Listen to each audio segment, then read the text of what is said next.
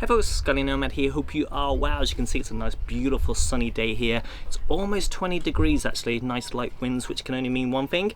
It's time to go home. So I got a whole bunch of boat projects lined up. I was trying to tick them off this week, however it's been raining sideways.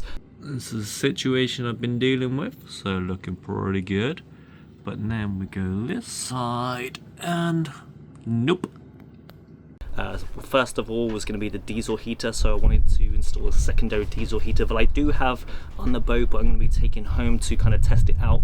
So it's going to be installed in one of the lockers here, mirroring what I already have on the other side, so I don't get any heat in the V-berth and I don't get any heat in the head either, which means that when I do have a shower in the evenings it doesn't dry out properly and it's quite cold to go inside, and of course when I go to bed as well in the evening it's not too nice inside the V-berth, so I just want to set that up.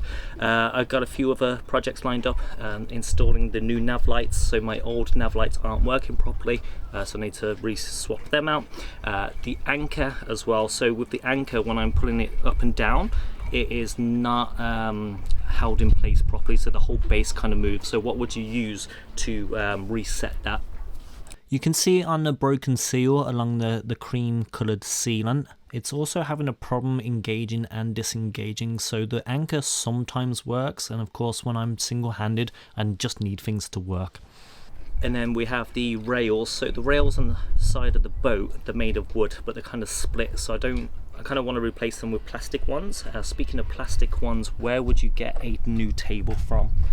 So the table here, I did fit it and I made it myself. I did something called kerfing, which is where you bend the wood, and I do quite like it, and then I fiberglassed it. However, this is veneer and the water's gone inside, which has kind of ruined the whole thing, and I didn't put the leaves on either. So I'm looking to basically buy a new table, kind of plastic fold out one, because this boat didn't come with one. And of course when it is nice outside and I do want to get a cockpit enclosure, that's one of the things that I want to be able to chill out and enjoy my time on board basically. So I'm installing a new solar panel in front of the spray hood. So the old one broke, so out the two panels that I have by Energy, one fell into the water and was fully submerged for a couple of minutes and pulled it up by the cables. That one works fine, but the one that was static basically stopped working. So I'm looking either getting the half cut cell ones, bifacial, or the shadow flux one by Energy. If you can point me in the right direction for that. So most of the time it's overcast in the UK. I do get a lot of shading, so I do kind of want to get a good panel for that kind of conditions. The panel I was looking at is the Energy Shadow Flux one, because they claim that they work very well when they're shaded, because I do have things like the forestay and the mast, not just from my own boat but other people's boats, shading the panel quite a lot of the time, and it is going to be on its own solar charger, and it is 25% efficient. However, the price is like double. In the long run, I do want to get a solar arch, and I will be looking at like the bifacial panels, but you can see they're slightly cheaper anyway. But if you do go to just a regular 200 watt panel, you can see that they're significantly cheaper, but I do want to be as energy independent as possible. So I am looking at this panel. So what do you guys think to these panels? If you have any experience with them.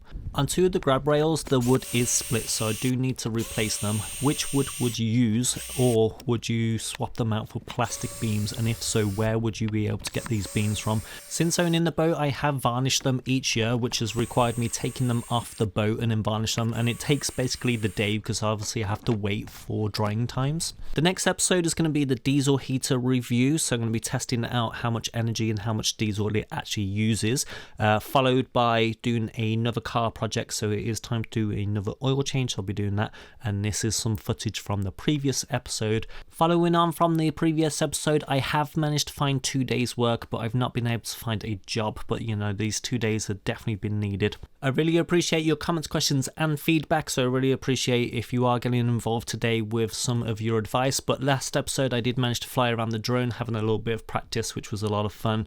But yeah, I'll catch you on the next one, which should be the diesel heater review. I already know that it's going to be an absolute nightmare to actually fit in place with all the conduit going throughout the boat, but yeah, that should be a fun episode to make. Hopefully I'll be back on board sooner rather than later, but we just had 950,000 views on the channel, so thanks for watching and thanks for being fans.